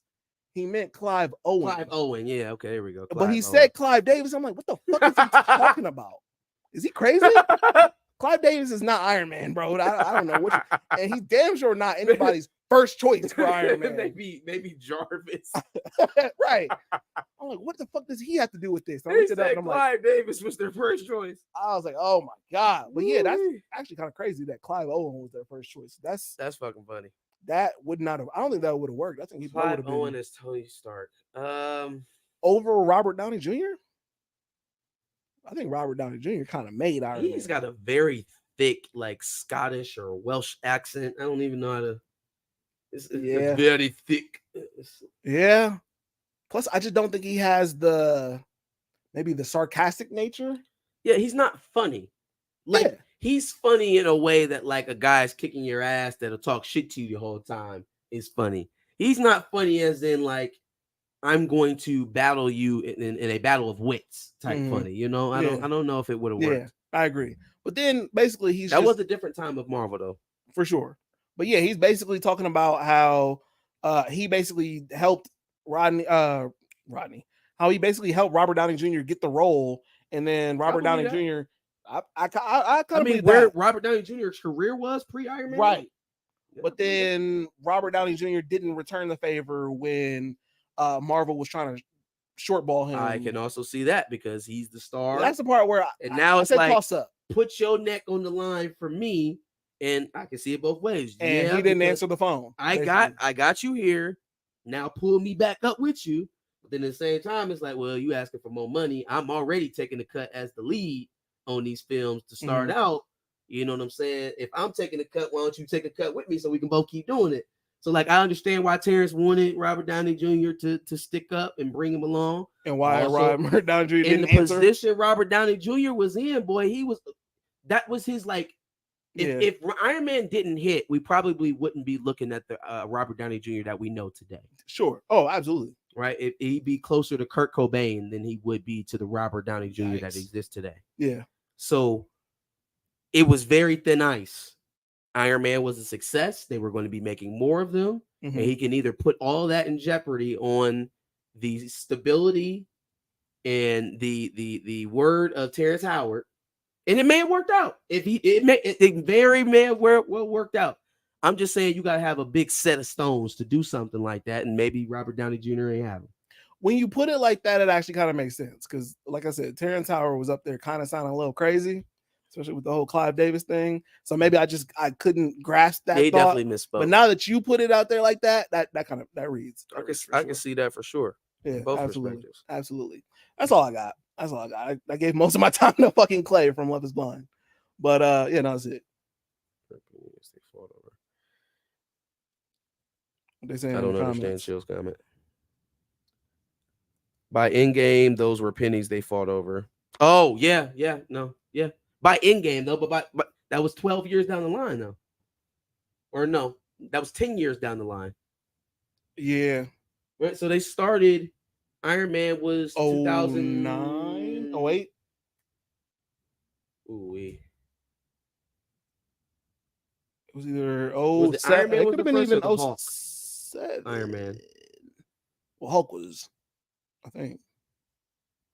Incredible Hulk was the Iron Man first was MCU 08. movie, right? Incredible Hulk was before Iron Man, Yeah, I think so. right? Yeah. Oh, No, they no, both come because out Robert Downey 08. Jr. has the cameo in Incredible Hulk, the Ed Norton one. They both came out in 08. Okay. Incredible Hulk came out June 8th. And Iron Man came out 2008 film. Come on. And then Endgame was April 2018. or May 2028. Or 2008, sorry. So And Iron Man Infinity came War out like was 2 months before Incredible Hulk. So yeah, so roughly a decade later, Infinity War hits Endgame. They had 10 years to Yeah, build and that it. was at the peak of They had a decade of everything going successful on. films to kind of divvy out cash. Yeah. They were just getting off of the floor of bankruptcy when they were making Iron Man. So by Iron Man 2, it's like, all right, well, they were still in the Pearl Mutter days. So it's like, let's try to have some little bit of financial responsibility. I guess I understand why they didn't automatically cave to a star at that time. Would I have liked it to see Terrence Howard continue as Rhodey? Yeah, I think he was a better choice than Don Cheadle. But Don Cheadle did well, and Terrence Howard got roles after Rhodey. So I can't really say it crippled anybody that was involved. Sure, absolutely. Any other thoughts? No, that's it. Let's get to behind the cape. All right. Let's give the people what they want. Got to give the people what they want. Since they canceled Jalen and Jacoby, we'll just give you a fix. Yikes. Is that what we are, Jalen and Jacoby? You're Jacoby. That's that. Well, you know what? Considering the Michigan, I'll let you have that. But that's crazy. Robert Downey had the deal where he was going to be making his money off the back end. So that's why he wasn't really worried about the upfront money. That makes sense. He had all of his shit was back end, which makes sense for the studio too. If you're a liability, and I don't know how all this shit's going to play off, I want to make sure you're actually going to be here for the trilogy before I pay you. Yeah. That makes complete sense. Selena Powell is the sloppy 100th choice. That's a fact. Yeah, no, man. I had to give you the context, bro. I had to give you the context. You ain't know what was going on in Love is Blind. I had to let you know what was going on, bro. I had to get you caught up. Had to. Definitely had to. Let's see. Shout out to Pastor Tanks. I think that's a name I ain't seen in the chat before. Pastor Tanks.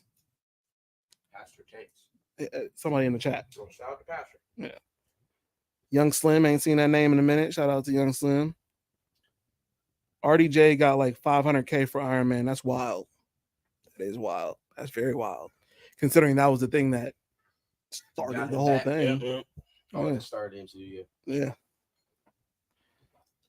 Got to give the people. All right, you ready for Behind the Cape? Give the people what they want. Yep. Behind the Cape. So there's some things we got to talk about as it pertains to T'Challa. You're going to introduce the show? I said Behind the Cape. You did? Oh, my bad. Jesus. There's some things that we got to talk about as it pertains to T'Challa. The first thing that I noticed was the fact that in the season finale of X-Men, they decided to put T'Chaka in T'Challa's place, which caused a lot of backlash for Marvel and how they're doing things, bro. What? It didn't even make sense.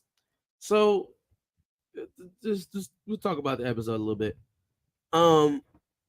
Before we even get to the firestorm that was started when they had the Black Panther cameo in there's several phases of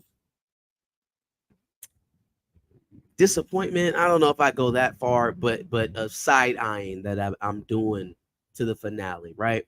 So First of all, I'm looking at Storm, who has already got her powers back. Storm has already regained her powers. Mm-hmm. She's also come back to the X-Men. She's been back since episode 8. We're in the final fight, and I can't recall, outside of a few lightning bursts, anything notable from Storm in that last episode. We're like, okay, we've already completed the arc of how powerful she is without her powers, and so she regains them. She's a newly minted leader, blah yada yada. When is Storm going to kick ass? And then to hear that, and then to hear the director that has been lauded, rightfully so, for the last couple of weeks as the show's been picking up popularity, explain why he didn't feel like Storm needed to join in the action. Man, What is that? Oh, he said that what did he say? Fuck. That Storm, the point of it was to show that her empathy was greater than anybody else's on the team. That her losing her powers and coming back, I'm paraphrasing by the way. Her coming back, she came back bellowing with wisdom and knowledge, and that she was more towards the I don't know, bro. Didn't we show Basically, her empathy in the first episode? one of her superpowers was her empathy, and the only way to and the only way to show Black power is not just through violence. Even though Eric Lyncher, Holocaust surviving Jew, shows some fucking violence. Rogue, a white girl from Louisiana, shows some fucking Jubilee, an Asian lady, shows some violence. Yeah. Literally everyone on the show showed violence except for Bishop and Storm. I was say the Black people on the show. Well, Sunspot did, but he's only kind of Black in the show Right. because we've changed everything about him. Don't even know who that character is. Wait, I thought Sunspot was Brazilian anyway. Well, Black Brazilian, but I thought there was some Hispanic in there. It's Afro-Brazilian. Okay. All right. And then he has the white voice actor as well. So there was that. But so yeah. So now that's like the primer to all of this. Is Storm reduction and shitty explanation. Yeah. Shout out to Marcel Dixon for letting Bo DeMaio just how the culture felt about Storm. The culture minus Ernie Blurred Without Fear. I'm about to take out Blurred out of my name. Like, I'm gonna stop referring to myself as a Blurred because I don't like being associated with that. That's weirdo energy over there. I don't like that. Maybe you can also take. Well, there's no Isaac Hayes the third. Anyways, I shout out to Marcel for setting Bo DeMaio straight on all of that. But the primer to the T'Chaka news was already being disappointed with Sunspot, with Storm, with Bishop. And then you finally get the cameo that we've been waiting for from the 90s shows. At least I've been waiting for.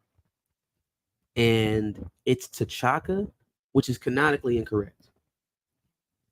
Yes. Winterbaum already confirmed that these shows, or excuse me, the 97 show is directly in the continuity of the 90s animated shows. If that's the case, 92's Fantastic Four, where they meet Black Panther and tells them that his father has been dead for 10 years, is a thing. Mm-hmm. It's canon. Yeah. Why are we going against canon for something so minute? He was on the screen for a total of 20 seconds. Mm-hmm. Why did that need to be done? There's no other answer than the obviousness that there's they're a erasing. Mandate. There's a mandate. That they're erasing T'Challa from the MCU. There's a clear and present directive not to have T'Challa on screen. Now, that's the backdrop, right? Yep. Thursday night, I enjoyed the stream with Chillmonger and Darius from Planet Fanatics, not Planet Phonetics or Planet Fantonics. That shit was Planet Phonetics. Holy. Anyways. Well, that's because he's Dan of Nerds. Anywho, Darius had a scoop for us that night and released a video later after the stream. That explained that he got a source that was letting him know that maybe Marvel has seen the light on some of this, or at least has seen the numbers, and is pivoting away from the T'Challa arc. And also within that, maybe Ryan Coogler will not be reprising his directorial role in the Black Panther franchise for the third installment. That's a quick overcorrect for the T'Chaka scene, maybe, or it would have to be from Black Panther 2. So yeah, the idea is that we're going to do something multiversal, that we're going to be doing something around Secret Wars, and this could lead to Storm and T'Challa both being introduced into the mainline MCU. We had already heard, we had talked about the Storm stuff, right? So that certainly lines up with what we had been hearing. But even beyond that, it does kind of give you a fix-all, right? You could reconstitute, well, mostly, I mean, there's still the unfortunate, unnecessary, unexplainable death of Queen Ramonda, but Yes. you could have reconstituted the royal family as it currently stands in the comic books in one film if you didn't do away with Ramonda. Well, if T'Challa would be coming from, you're absolutely right. What keeps Angela Davis from being Queen Ramonda in that universe? Angela Bassett. What did I just say? Davis. Son of a bitch. Angela Bassett, not Angela Davis. What stops Angela Bassett from being his mother in that universe too? Well, if it's a different T'Challa, then we about to have X-Men then it would that probably are be a different from what we've had in the Fox universe in this new movie, I'm assuming. And Frank McCoy, Frank McCoy, why am I fucking up? Hank McCoy is in there. He's in that universe where Monica Rambeau is in there, where Binary is in there. We know Binary wasn't in the Fox universe. Well, my guess would be that it wouldn't be Angela again. I would love for it to be Angela again. I would too. I want to see Angela. Killed it. She should have never been killed off. Yeah, should have never been killed agreed. off. Agreed. Should have never been killed off. It was unnecessary. It was overkill, as if we didn't have enough sadness in this movie already. But you have a different T'Challa and the same Ramonda? How do you explain that? Maybe Ramonda's a Nexus being. That'd be crazy. That'd be crazy. I'd take it. I mean, yeah, I guess if it brings her back, yeah, for sure. Any other thoughts on the week of T'Challa? And how everything is kind of turned in favor of recast T'Challa. Got I people don't apologizing. Yeah, no, it's definitely been a lot. We were trending for like 3 days. I think that while that rumor is possible, it's still highly unlikely to me. Sure. Because how do the guys who make that decision not make the decision to scrap Ironheart, Wonder Man, and start from scratch with new characters that people are actually asking for? Because the idea behind that rumor is that they have heard what the audience is saying, that they have correctly diagnosed the health of the franchise and what is the best cure for it.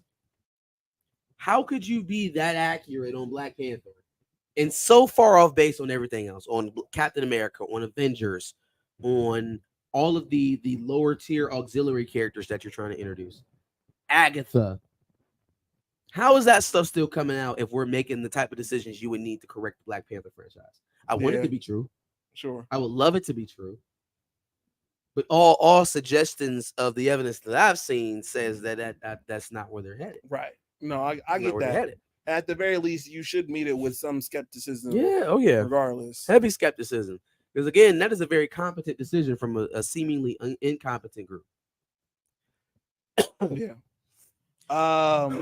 Black Claw 2. Is that JP? Black Claw 2? No. Or I don't know. Maybe. Said Lynn Whitfield as Multiverse Ramonda. And I swear, when you said, like, Angela Bassett, and I'm like, well, there should be a different Ramonda, I would think. That's who I was thinking of. Who's Lynn Whitfield? From a thin line of between. Oh, okay. Yeah, I can see that. That was the only other person I was thinking of. I thought it was John mom Paul in all the damn Tyler Perry movies. Shout out John Paul. Huh? Ain't she in the? Yeah. But this would give her a real movie to be in. I can do that. Look at the Lynn Whitfield. Anyway, shout out JP. Will T says he's excited for Agatha and Wonder Man. No, you're not. I don't believe you. No, there's no way. I don't believe Lily, you. he said, I'm excited for Agatha and Wonder Man. Forget that Blade, Ghost Rider, and Nova nonsense. Yeah, I was getting ready to say. That sounds like horse. Caca. Anyway, Ironheart is supposedly being released in 2025. What are we doing? Daredevil, What are we doing? March 2025. What the fuck? 2021 or 2022, right? For Wakanda Forever? 2022? Is that when it came out? Yeah, 2022 to 2025, and we don't even have a date, which means that thing is probably going to slide if any other projects around it slide. So potentially 2026, a 4-year gap. A 4-year gap. 3 years if we're being gracious and it's on time and we actually get a date soon. But more than likely, about 4-year gap in between when we seen Riri Williams on screen. She's not even going to look like a teenager anymore. No. Like, that's gonna be a problem. Unless they start filming this shit today, she is going to look like a completely different girl. She already was just a smaller adult. Mm-hmm. How long do you think you can make these grown-ass women look like children? Yeah, for sure. I guess it kind of helps that she's supposed to be at MIT, but like we're pushing it, fam. Yeah. Like if you look at Dominique Thorne in Black Messiah, the Fred Hampton story, and then look at her in Ironheart, you can tell they were shot in some years apart. Or Black Panther too. I feel like, Black Panther, excuse me. I feel like the footage that they had for her, or at very least, they worked very hard to make her look younger. But it's a completely different person in Black Messiah. Yep. Like, not even close. She busting shotguns out a window in Black Messiah. And she's a first-year MIT student who's at MIT early, by the way. Mm-hmm. So really a high school age student at MIT. Yeah. She's not going to be able to play that forever. Nope. You're going to get one project if you're lucky. You're going to ice her for 4 years? Does that surprise you after the Blade shit? It doesn't even make sense that the show is being made. But if you were going to make it, at very least, either have it come out before the movie or around the movie so that people are still interested. Nobody cares. Agreed. Well, one person cares. Who? Schumacher? No, he don't. Isn't he a huge Ironheart fan? I don't think he cares about the show. Oh, well, I don't think he expects to get the Ironheart Shout out to stories that he Schumacher. got from Brian Michael Bendis adapted accurately in the Ironheart shows coming out in Disney Plus. Once a But fan, correct me always if I'm a fan. wrong, Chill. But yeah, Daredevil, I think, has been in production though. I don't think they've done anything with Ironheart, but I think I'm trying to figure out why Daredevil was taking so long. Wasn't Daredevil done? Yeah, Isn't Daredevil done? Like, what's taking so long with yeah, Daredevil? like put it out Q3, Q4 maybe 2024. 2024? 2024. Oh, okay, cool. If it's already done, put it out. No, Are you saying that's what's going? no? to They're happen? saying March 2025. Yeah, that's crazy. I'm saying That's insane. put it out Q3, Q4. Unless there was something in there that they're currently changing about everything that needs to be changed in Daredevil, which I doubt, but whatever. Did Planet Fanatics also say that about Damson? What's that? Yes, yeah, that they were looking at Damson. Yep. Would have been good news to have too. Sorry. Yep. Damn, That was part of the scoop that they're eyeing Damson Idris as the. that does actually make as the sense, replacement. like JP says, because of Daniel Kaluuya, and yeah, that makes sense. They wrapped filming on Ironheart a while ago. Okay, I didn't know. that. Ironheart's done. Maybe, Fam, we did talk about that. what are we doing? The show is already shot. Yeah, no, they don't even have a date for They that. don't even have an excuse. It doesn't even have a date. That might be the silently canceled. Actually, you know what? That may be, if it's constantly getting pushed and it's already filmed, that may be the silently canceled. They also said Agatha is also filmed too, right? And I No, don't think they have Agatha's a series. Agatha is a series. No, but it's already been filmed, right? Agatha's coming out. That's the next show coming out. Oh, it is the next show. Yeah, They Agatha's already the have a next date show for it. coming out. Oh, Yeah, okay. yeah. All right. That one has been announced. Chill said he's not interested. Not interested in the Ironheart live action? I didn't think so. Haley Steinfeld might be 30 of the Young Avengers. Just dead ass. I just realized how old Haley Steinfeld is. I watched Pitch Perfect 2 or 3 over the weekend. I seen a young Haley Steinfeld walking through the little campus. I'm like, oh, you really old as shit. You're really old for real.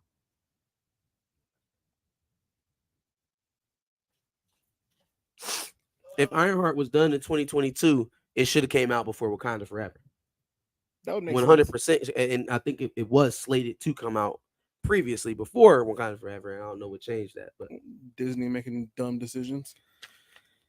now they're just icing it for years on end. So They yeah, do that- literally iced it for 4 years. because they do that with other projects for no reason. Anyway, Variety reports that Charlene Yee has accused abuse on the set of the upcoming Taika Waititi directed Time Bandits. Thoughts on that? Tycho is sicko mode. So they didn't name Taika specifically, or at least I didn't read the article. So But that's the movie that he directed. it is his project, so he's definitely going to take some heat for that. I hope that, or I wonder if it had any bearing on him maybe not finishing out his Star Wars movie. Or also him not having anything to do with the upcoming Thor. If ever there was a workplace where potential violence, or at least complicity to violence against women, would get you, out of your position, it'd be Lucasfilm, ran by Kathleen Kennedy. Yikes. Well, if she's being consistent, a lot of people talk about women's rights and don't actually work for it in practice. So maybe she would allow it. Who knows? All I know is Taika Waititi's not doing his Star Wars film anymore, and apparently he's involved in weirdo behavior. Sure. But not as weird as Francis Ford Coppola. Nice little transition. Not nearly as weird. Yes. Not as weird as the Godfather director. Yeah, homeboy is shooting a nightclub scene in his upcoming Metropolis movie and is out here kissing female extras to get them in the mood. Damn. To what? To get them in the mood for this nightclub scene. Again, Holly weird. Very weird. Holly weird. I don't even what are you fucking talking about? Why do you think you are this untouchable, fam? That's not even. What are you talking? What? To get them in the mood? That don't even. That's just extra weird. I can't even register that in Hollywood, knowing that there's mad cases for everybody. I can't even understand why you would think that would be okay. This is going to be a great question to answer on the press trail for your movie. So it'll be great for everybody to be talking about this on the red carpet and in interviews about the movie. It'll be really great. Your movie is done already. Thanks, Francis Ford Coppola. You've ruined it. That's crazy. That is nuts. Insane. Okay. Krakoan era Kitty Pryde reveal. Okay. This one really annoyed me. It really annoyed me. So any X-Men comic book fans here who've followed through the Krakoa era all the way up into this disappointing end that we're getting knows that there's been a lot of things, a lot of early on plot threads that weren't satisfied or were lazily taken care of. Even with, the Moira McTaggart piece of this entire coming together, the entire forming of the country of Krakoa, the state of Krakoa, was nerfed halfway through when Jonathan Hickman left at Inferno. So another one of those tidbits was the fact that Kitty Pryde, a woman who can go translucent through any material known to man, couldn't use the Krakoan gates that were specifically set up for mutants. And so rather than actually carrying that torch on from Hickman in the original, architects of the Krakoan era, guys like C.B. Cebulski and Jordan White think that it was just one of those things that, fans go crazy about, but we never thought it was that serious. So I guess we should have worked harder to explain. I'm like, what? It was never anything? Like, it was never... No, but like, I know it was a minute since you edited a comic book review, but like that was a constant thing for Kitty. She literally had to join the Marauders team to sail around the world to pick up mutant refugees because she couldn't use the gates and do anything else. Like it was a key part of the story. Mm-hmm. They even found a way to bleed it into her resurrection. I hate these people. I hate these people. There are certain folks at Marvel that are absolutely ruining the company. I don't know if they see it that way, but that's what's happening. They are devaluing this stuff by being in charge of it, by adding their contributions to it. I actively think that Marvel Comics is in a worse place than it was before Jordan White and CB Cebulski joined it. That's my honest feeling. I think there are people in comics that are actively destroying the industry with shit like that. Just inherently anti-comic behavior and language. And it's killing the industry. It absolutely is. That was an insane shot you threw it there. What's that? I know you haven't edited a comic book video in a while. Because we haven't To done basically one. say, I know you don't read comic books. Oh, well, let me. That's crazy. All right, Chillmonger. Okay, let's take a look here. Eric July's Ripperverse trailer for, is it Yaira? Yeah, for Yaira #1. So he's got another comic coming into the Ripperverse. Debuting, or the trailer will be debuting tomorrow on baby girl's actual birthday and my anniversary. Shout out to the missus. But there's a digital trailer that's going to be dropping for his comic tomorrow, so everybody go check that out for sure. Shout out to the Ripperverse. Got you. And then looks like you wanted to take a look at this prophecy, Doom prophecy. Yes, boy. Oh man, I can't wait for that. Every time I think I'm about to leave Max, it just keep dragging me in. Is it a series? It's a series. Yeah, it's a series. Okay. Then they already filmed a series for it? Damn, they on the ball with this one. They want this to go. They about to bury Star Wars. They are going to absolutely bury Star Wars. The way that they're making things work, for sure. We're doing Andor season 2, and they're doing Doom Prophecy. Good luck. Yikes. Good luck. All right, like last time, I know it's tough for the live viewers, but we'll throw the video into the actual video replay for sure. But hopefully you can hear it and watch on your own. Oh, I just cracked my phone, so there's that. 10,000 years before the birth of all Atreides, before the universe would know us as the Bene Gesserit,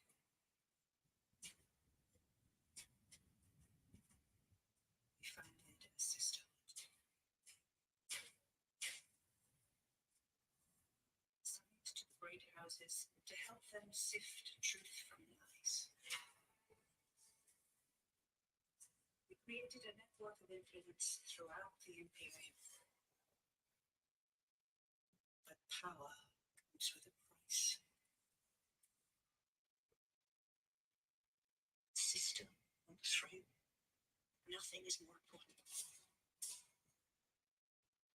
And this is the marriage that makes it possible. This is us playing God, and we will be judged for it.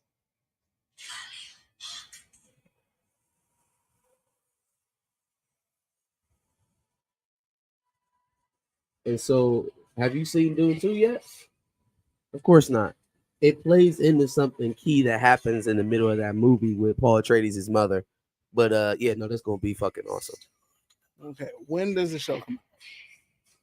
This fall. This fall. Okay. Yep. Okay, so I've got a little bit of time to catch up.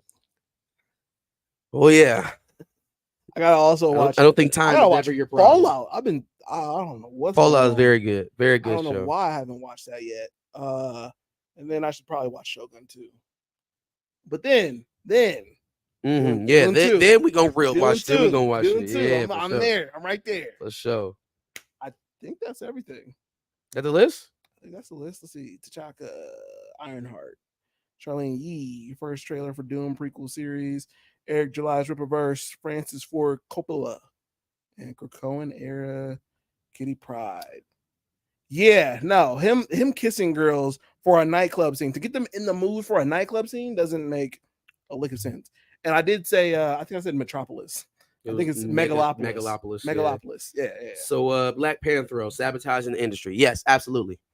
I think people like Cebulski and Jordan White sabotage the industry. Jordan White specifically because he's a terrible writer, and they keep giving him opportunities to write. CB Cebulski because he greenlights a lot of the direction that we've seen from not only newer characters that we're trying to get introduced, not only the black characters that are constantly ignored, But your flagship characters who keep taking these crazy ass turns that no one is asking for, i.e., Spider-Man. If you want to know why Spider-Man has been this crazy roller coaster for the last 3 or 4 years, blame CB Cebulski and whatever direction he greenlights what's guy Zeb Wells to go in. Or the other guy's writing on that. Can't remember his name right now. None of that shit gets through without CB Cebulski. Sorry, it got me back into a rant about No, fucking goddamn Chillmonger editors. talking about Josh reads the strips on the newspapers. True comic head. Fuck you. I definitely okay. This is what I'll say about Ripper. He's black, independent. The comics are good. Outside of that, I hate the fact that he associates himself with people like Nerd Addict. I hate it. I love everything he's doing with his business, with his company going independent, making his own content that supports a message that he wants to get out there, and that's fine. And from what I have seen, this work has not been political in any direction. And as long as it stays that way, he'll have my support. What I'll never do is he'll never be on the platform. I'll probably never go on his because I don't fuck with anybody that fuck with Nerd Addict. But I can be objective and say that the work is what it is, and I can appreciate the work because he's an independent comic owner, and I support most independent comic owners, especially black ones. Sure. Somebody asked Lauren London or Megan Good, who is more beautiful? Definitely easily Lauren.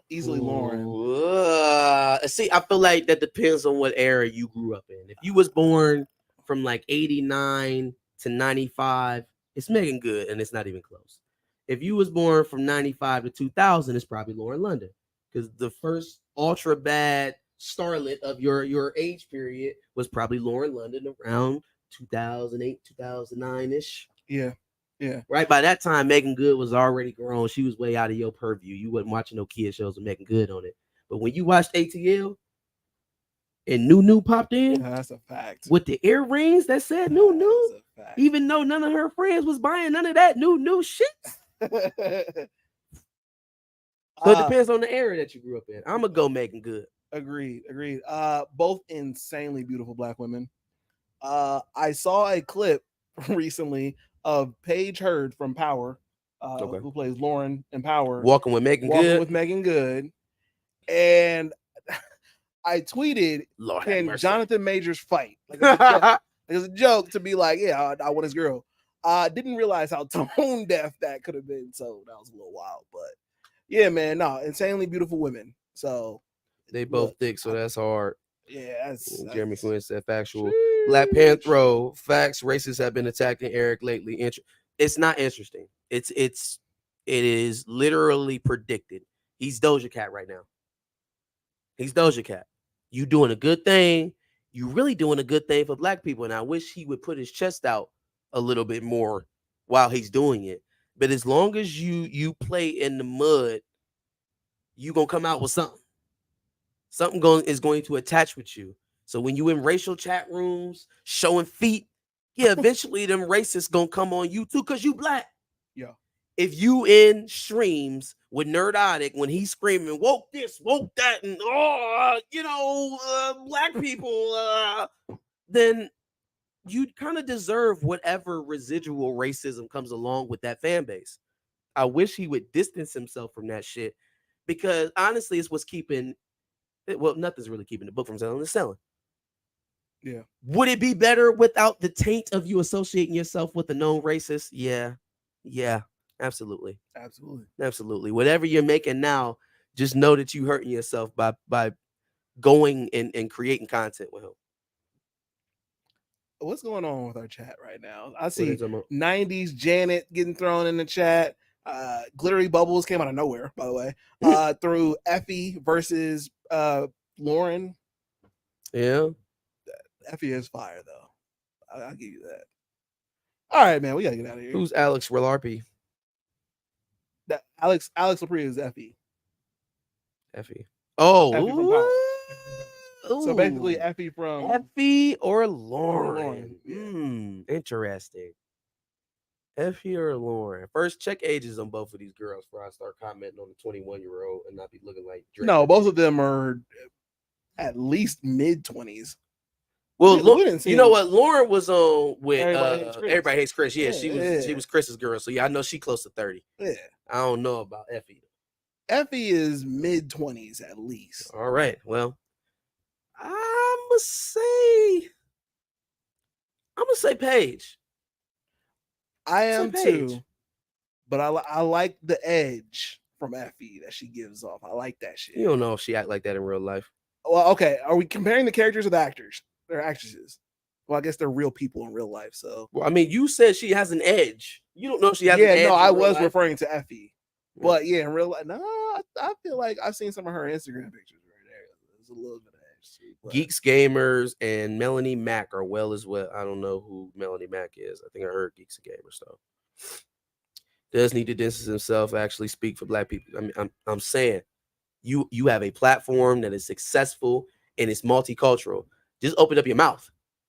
Just open up your mouth, fam. You do not have to ride along with that because it's not going anywhere. Nerdac's not getting any bigger than he already is right now, and he's not going to exist in any spaces outside of the space that he exists in now. The smaller that box creeps in, the more dependent he's going to be on people like Eric July to legitimize him. The smaller this whole anti-woke content box gets, the less people are going to start listening to him. And he's going to start leaning on people like Eric to legitimize his bullshit. Before it gets there, I hope he just steps away. yeah, that's just like how Den of Nerds is depending on Planet Phonetics. Phonetics. Oh man. All right. Is that everything? Yeah. We're just kind of engaging with the 26 people. Shout out to all y'all in chat. We was deep. Yeah. 37 today. Yeah, that's what I'm saying. We got up there. Appreciate For sure. y'all, man. Yeah. Appreciate y'all for sure. That was a good Sunday stream. It was. Spent most of my time talking about Love is Blind. Love is Blind. And if you are here because of the Kids Bop Toronto video, we appreciate you. Go ahead, subscribe. Come back again every Sunday, usually around 5:30, 6:15-ish. Somewhere in there. We meet up at 5:30. Yeah, so we be here. It's Saturday afternoon. 6:30 somewhere. Yeah. CP time. I'm pointing at this camera knowing that we're talking to a Down here. live stream. I'm lost. Anyway, peace out. Bring ass nigga, 869 God. Bring ass nigga, 869 God. Hey.